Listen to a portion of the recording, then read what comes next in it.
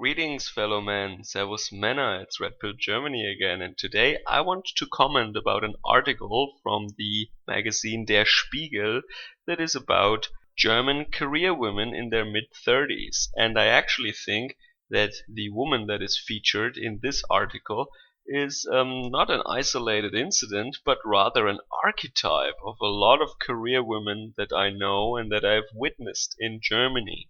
And who knows, maybe if you're living in a Western country, you know women like that too. Now, this is not just a "Where have all the good men gone" article. Instead, it really shows the contradictions that the attitudes and goals of so many women these days are riddled with. So at first, I want to roughly translate the main parts of the article for you, and then I will comment about it. The article starts as follows. Anna, age 35, is living since 1 year now in Schmalkalden, a small town in the south of Thuringia. She holds a doctorate in cultural studies and works as the only woman in a leading position at the university. Her apartment is barely furnished at all, and the kitchen looks so clean as if it has never been used. Anna is dealing intensely with the topic of the mid-30s, because right until now she thought that performance and ambition is making her happy. But since she lives in Schmalkalden, she noticed that a great job is not everything, and now she wants to leave the town again as fast as possible. The focus of my life has always been a career, and I think that this makes me so unsatisfied at the moment, because I notice that this structure that I built for myself is not working anymore. Now, very slowly, I realize I am proud of my dissertation and the prizes I won for my research, and that I have been invited to the book fair at Frankfurt, but it doesn't make me happy. I always thought that I will be happy by performing well, and that I would be working at the Foreign Office, and everyone would admire me for that. And now, by the age of 35, I think maybe this isn't that great. Because from the outside, my life looks great. I have won 2 prizes, and I have a leading position at the university. And of course, I travel a lot. But this is only the view from the outside. I cannot say if I want a child or not, but I always think if it happens, then it would happen. And I am not more or less happy because of that. The others have children by now, and they have married, and they live in a house. And I just went on to another position. And this has not been that extreme between the ages of 25 and 30. We were all like this back then. University, first job, and this has always been like that for us. But it is my wish to have a partner. I feel very lonely sometimes, and I'm in thought. But it is my wish to have a partner. I feel very lonely sometimes, and I'm in thought. If everyone is married now and they have kids, then who is left over for me? My independence for sure is an obstacle in my search.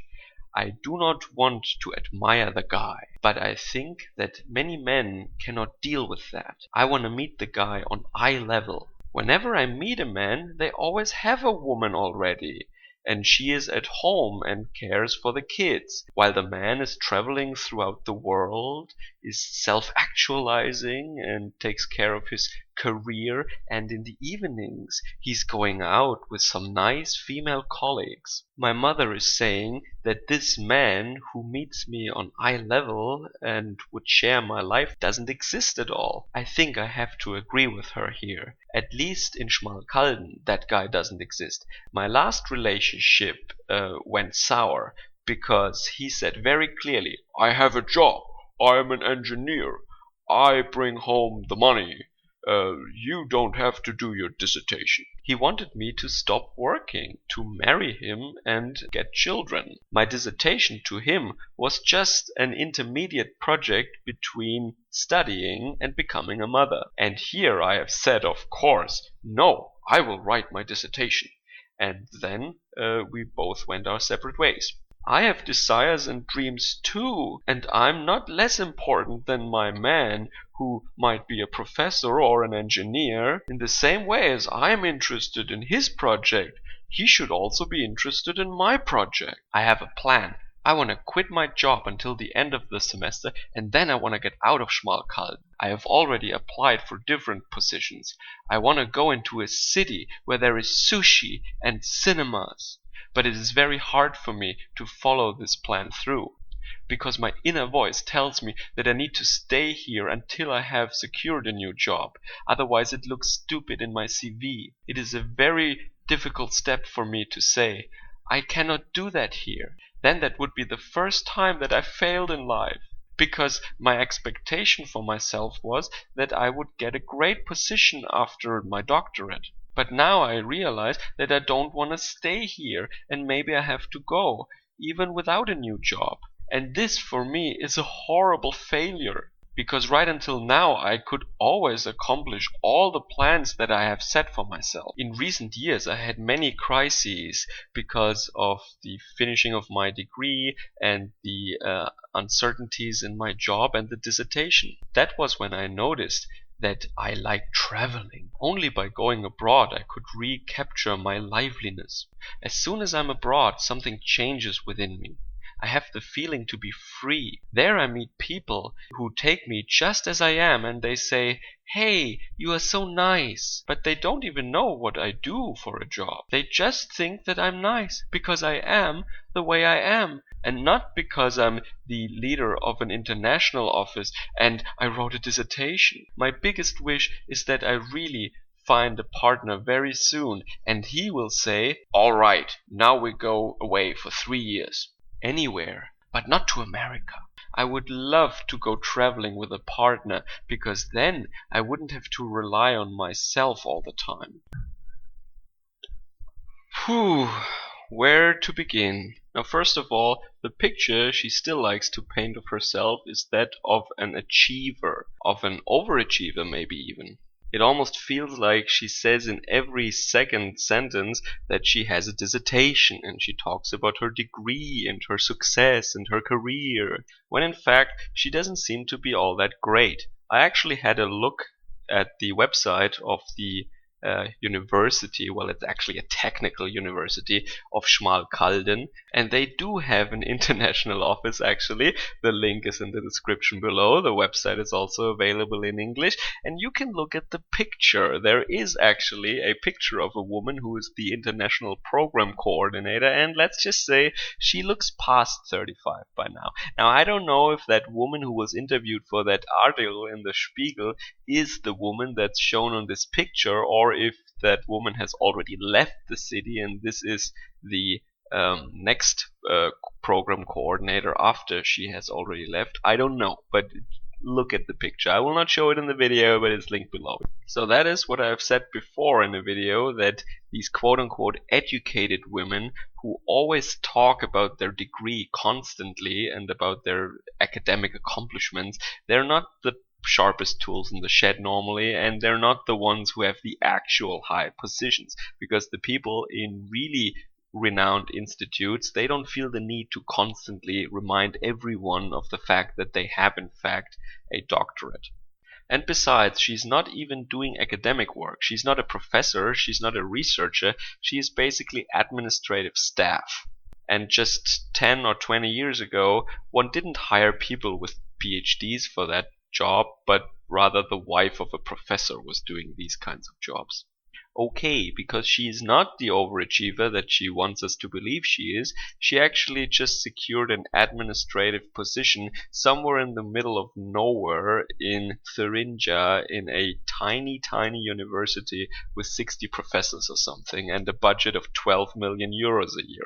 And I think that this is just all tax money, not industry money, and the purpose of this tax-funded university that was founded just in the 90s is probably to lure foreign foreign students into Germany, like some people from India or the Middle East, Africa, and China, because I mean, all these students would like to study in the US or the UK, I guess, but there they would have to get in first, and B, they would have to pay tuition there. So the ones who can't make it there go to Germany, where they can study for free, and then they can be competition for German engineers and further depress their wages. Yay!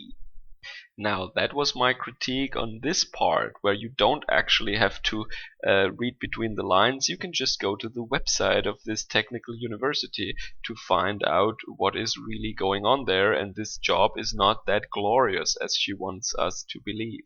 Now, what about the rest, though? I have to say, I have seen that many, many times, and I see it over and over again, that the women I work with are very professional and they never really bitch about their jobs.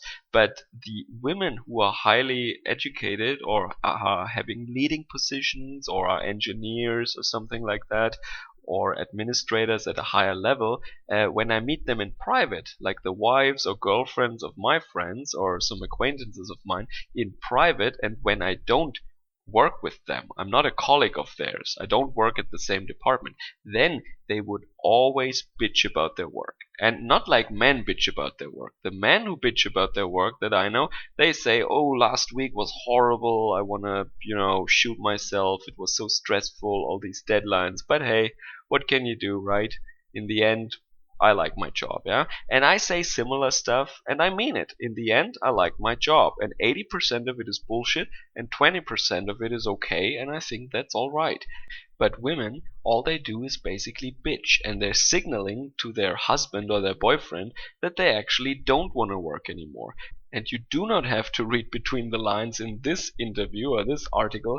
This woman in the article doesn't want to work anymore. She does not want to be held to any standard. She looks at other women that she knew in the past who maybe studied with her or went to school with her, and she sees that they don't have to work. They live in a house and they have babies, and the husband is bringing home the money. And this engineer that she knew in the past, he offered exactly that to her. But of course, she wants to meet the guy on eye level and she doesn't want to admire the guy. The funny thing is that the only guy that she could end up with is a guy that she admires. What is the irony here, huh? And it is like this, that these women are basically trapped in a volume of face space in which they maneuvered themselves, where there is no man for them. They're too old, they're past their expiration date, they make a lot of money and they don't want to compromise on that lifestyle, so that would mean while they have already pretty well-paying positions, they would require the man to make at least twice of that so that they can sit around at home and she can still enjoy the same lifestyle. So the man basically needs to make twice as much, and the man who makes twice as much as these career women, of course, has better options. So they're basically fucked.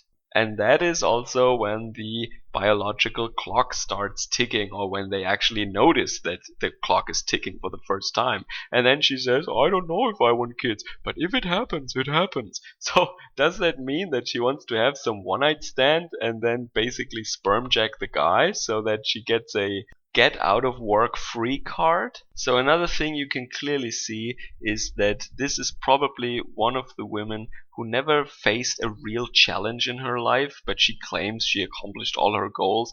These women, they just learn by heart. I mean, she graduated in cultural studies. What the hell is that supposed to be?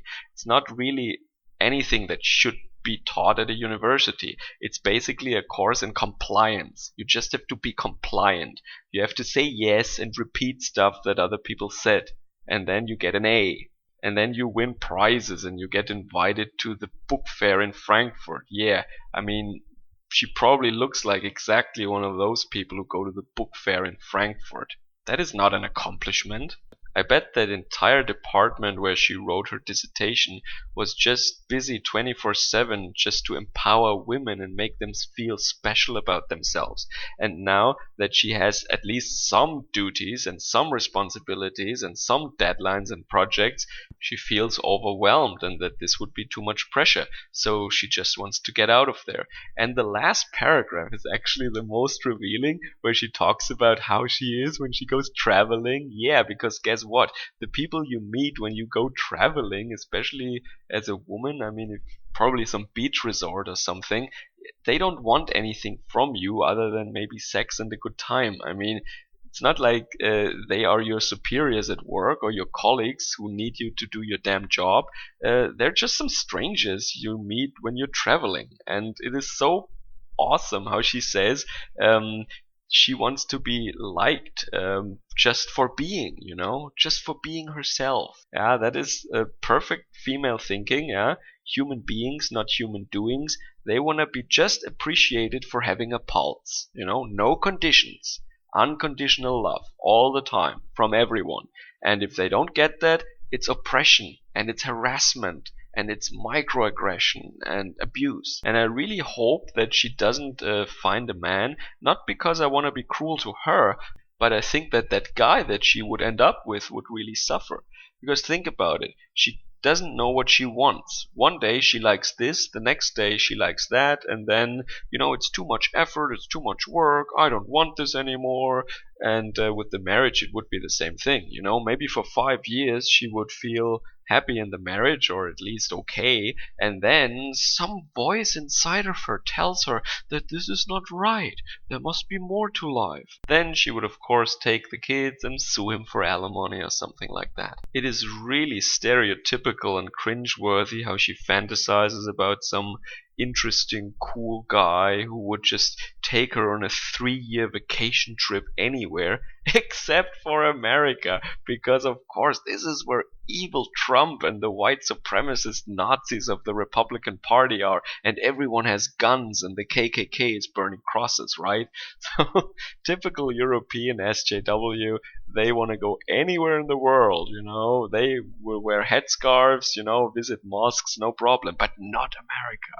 No, no. So in short, I think these are really boring women who think that they can increase their sexual market value by just getting a education and a well-paying job. And I think I'm not the first to say that this is projection on their part. I mean, they know that they are hypergamous and they think that a man with a good job is basically a juicier target than a poor man, so they think that they will become juicier targets when they make a lot of money, which is of course bullshit, because men don't care about that, as this engineer who proposed to her clearly shows. And then, when they're in their mid-30s, they realize that they don't want to work. They never wanted to work. They want their life to be a big vacation. She literally says that.